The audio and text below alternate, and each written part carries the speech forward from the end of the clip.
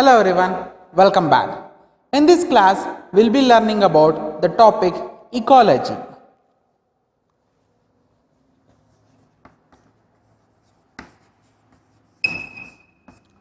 So we have been using this word for a longer period.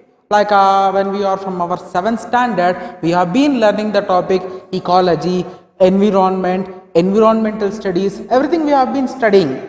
This is just an upgraded version of your environmental studies, or whatever we call in short form EVS. That was what we are studying in our 7th, 8th and 9th classes. So that is a upgraded version of the same topic. Environmental studies is our ecology. So what do you mean by ecology? Ecology is nothing but the study of the things surrounding us. It may be a 7th standard definition, but the meaning remains the same here. So if you are studying about whatever the things which are found surrounding you, it may be a plant, it may be a tree, or it may be an animal, it may be your dog, cat, or any of your pets, whatever has been surrounding you, if you are studying about that one, that can be called as environmental studies. But how do you define ecology? So as I said, it is just an upgraded version of the same EVS. Ecology can be very properly defined as the study of, it is a study of interrelationship between the organism and the environment. It can be properly defined as the interaction or the study of interaction between organisms and the environment can be called as ecology. So we don't have a one single definition for ecology. We have got numerous definitions. According to numerous ecologists, we have got different definitions for ecology, but all will end up in the same meaning, nothing but the interrelationships. We'll be understanding what are all the actual interrelationship happening. So we know we have got only two living organisms here. One is an animal, second one is an plant. So how these two things are interacting with that of the environment, if you are studying that particular thing, then that is what is known as ecology. So we know this ecology is nothing but interactions. So we'll understand something about history. So when it started, where it started, everything. History. So what is these were the people who first introduced us to this nature of having gardens in our house. Now we are all literally having gardens in our house. Some may be having very vast area for your gardening area, some may be having very small area for your gardening area, and some may be having you may be maintaining some pots near your houses. You may be having 5, you may be having 10, and we have got some people who have even decorated their home completely with that of the pots, plants and trees. Yes or no? We have seen many people, like the very common thing which we come across is bougainvillea, the paper flower. We commonly call it as paper flower. That is the commonly seen or ornamental thing which we can come across in the latest houses. They got an arch in front of their home and they will grow that colorful bougainvilleas on that arch. So the pink one, white one, or you may come across a mix of both colors. You can come across such bougainvilleas. They are completely used for the ornamental purpose. So that was actually introduced by Greeks. These people were the pioneers. I'll use the word pioneer. What do you mean by pioneers? The person who will start up a new thing. A thing or a work which has been started up by a personal person can be called as pioneer. So I can say that Greeks were the pioneers for gardening. So they used to keep a larger space of their area for gardening. They used to grow different types of flowers, they used to grow different types of fruits, vegetables, and majorly it was ornamental plants.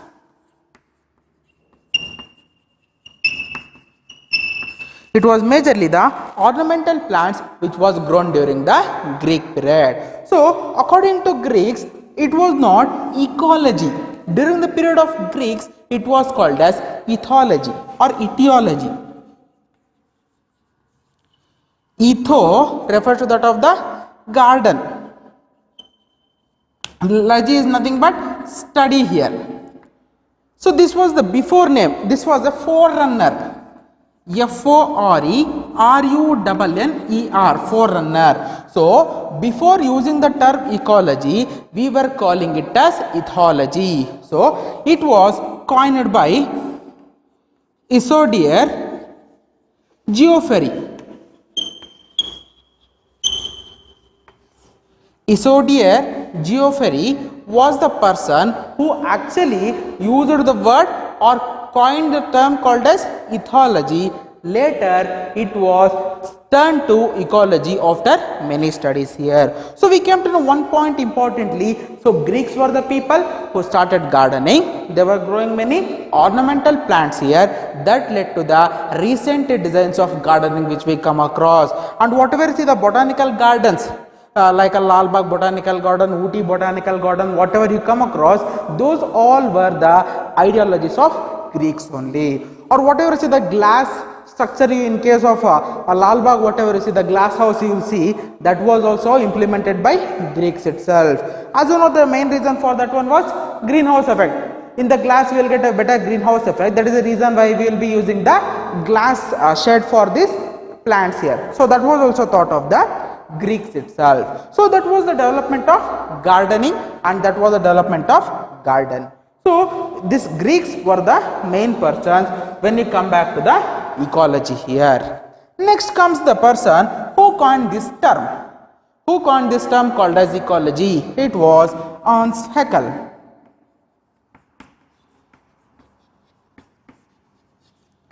It is said to be that Ernst Haeckel was the person who was actually coined the term called as your ecology, which we are using it in a wider manner today. So this is just an history. So how the ecology evolved, why we are reading this ecology, everything we can understand in this particular thing here. This was the history of your ecology. So now we will understand something about what is the scope of ecology. So what is the need to learn ecology? Now you may be having a question with yourself. Why should I read ecology? Am I right? You will be having with the question, why you should read ecology? As I said, you will be learning about the interrelationships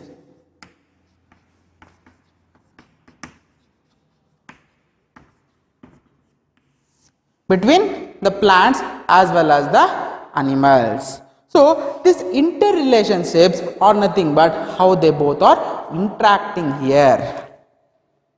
Interactions. We will take few examples to explain how ecology works here. So you know very well about soil erosion. Am I right? You are very familiar with this term called as soil erosion. So what do you mean by the soil erosion? The removal of topmost layer of the land or the area can be called as soil erosion. Am I right? So that is what we call as soil erosion. So how to prevent soil erosion? How to prevent soil erosion? One technique, that is growing plants.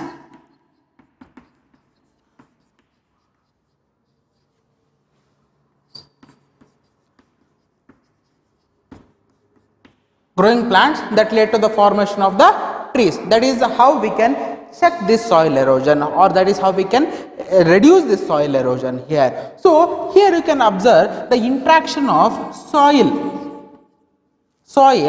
with that of a tree. Am I right? So soil is an abiotic component. Soil is an abiotic component here, whereas tree is a biotic component here.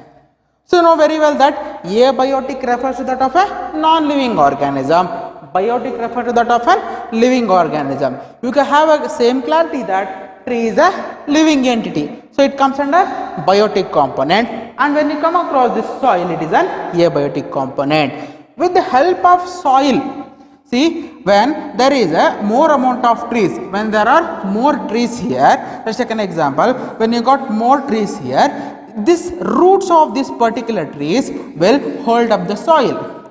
Am I right? They will just hold up the soil, reducing the soil erosion here. Am I right? Is it not an interaction? You can come across how properly an abiotic component is interacting with that of a biotic component to work together for a particular process to occur. So we refer here soil erosion as a one process occurring in the environment to occur of this process or stopping of this process, we want a very good interaction between abiotic and biotic components here. Let me give another example.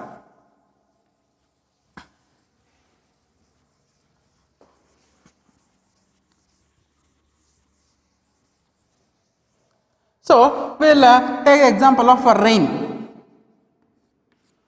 So, we are lacking rain, we are not getting proper rain, or other thing I can say it in a proper manner that we are not having a proper climatic conditions in this current scenario whatever we are surviving here. In summer you may be seeing that a rain may be occurring, or in rainy season you may be having a very hot condition. So, there is a climatic changes occurring here. So, why? What is the reason? There is a disturbance in the environment. As you have seen, the major threat for our humanity is global warming. It is also the effect occurred to the nature by the humans. So, when you take an example of rain, people say, or we have a proper idea that when there is more trees will have more rain. Do you accept this point? I say, when you have more number of trees, you will have more rain, because we know a common process called as transpiration. Am I right? Transpiration. During transpiration, the water H2O from that of a plant will be evaporated and forms a cloud. Right? See, the plant will be having the water source. That plant will take up the water content that will be evaporated here. That will be evaporated here to form into, or that will condense to form your cloud. When you have a cloud, you will be having your rain. That's a normal procedure. See, again, when you take the example, rain is an abiotic component. Second one, when you come across the plant here, this will be coming under a biotic component, right? So, a biotic component and an abiotic component is again in interaction. See, if you are studying these kinds of things, that can be called as an ecology. That kind of interactions if you are coming across, that will all be coming under your ecology. Or we will say, let me give another example of different types of soil.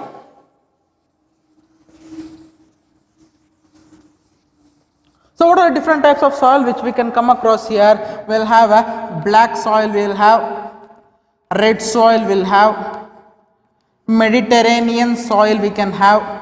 So, each of this soil has the ability to grow different kinds of crops. So, let me take an example of, in black soil I will take cotton. You know very well, the cotton will grow in a very abundant manner in case of cotton, because the interaction is occurring. The kind of soil or the kind of minerals or the proteins or the essential things required for the growth of a cotton is found more in case of this soil. Again, the minerals or any essential product which is found in case of this black soil is interacting with that of the cotton plant. So, all these minerals, essential products will come under your abiotic component. Again, this is reacting with that of a biotic component. So, this is how the interaction between the abiotic as well as biotic is occurring. If you are studying all these kind of interactions between the plants, being a botany class, I am explaining only about these examples of plant, and we have got numerous examples with reference to that of your zoology also, and animals will also interact with that of the same thing here. So, we learned about the interactions. I have given you 3 examples for interactions, how the interactions will be, and I have confined the other thing also. Being a botany class, I am taking the examples of only plant with that of an abiotic component, but we have got so many examples of even animals also. So, now moving on for the next topic, scope of ecology.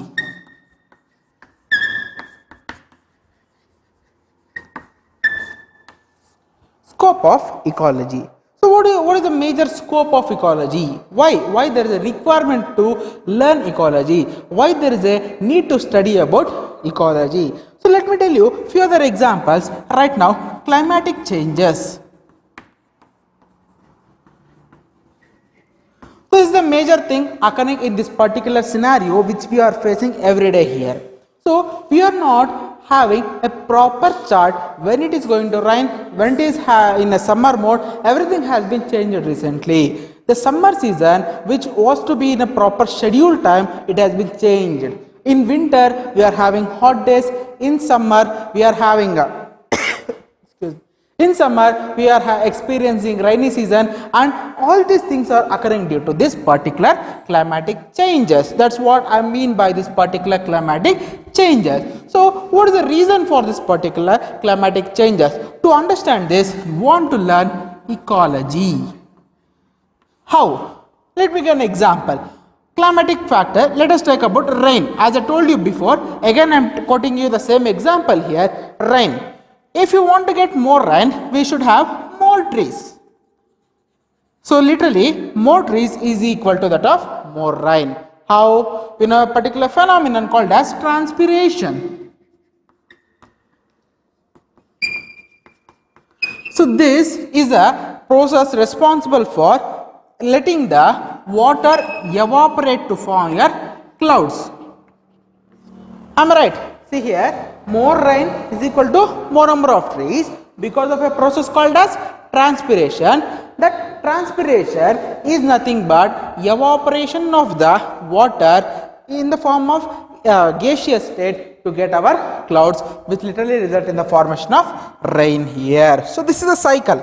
Like this, everything is intact in nature. Let's take an example of spring season.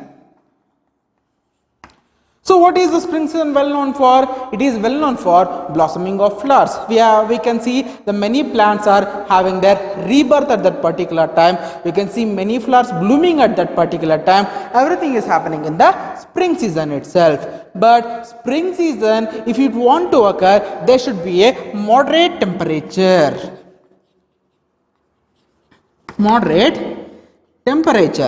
But this moderate temperature has been unevenly changed. Even we cannot say what is the proper temperature having here because of the climatic change. And other biggest threat we are today experiencing is the global warming.